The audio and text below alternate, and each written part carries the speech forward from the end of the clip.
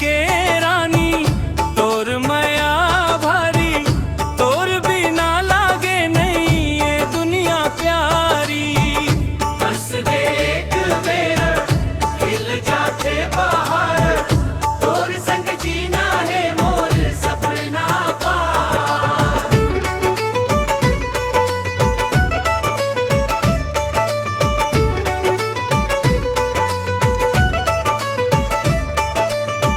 गाँव के गली मन तोला देखे बर जाऊं, तोर नाम सुन के मुस्कावत रही जाऊं।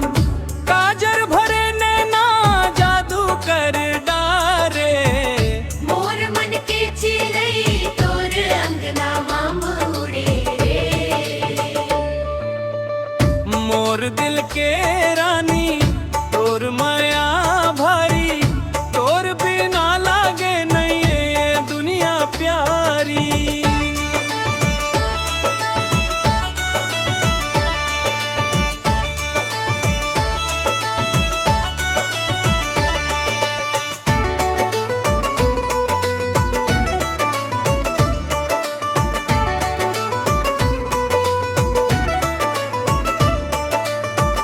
महुआ के डारी औ सावन के फुहार, तोर संग लागे जिंदगी मन बहार। चंदा उतारा घलो फीका लगथे, तोर मुस्कान देख के मन हरमा रही थे। जन्म जन्म तक तोर संग निभाहूं, सुख दुख के रद्दा मन हाथ ला थामूं।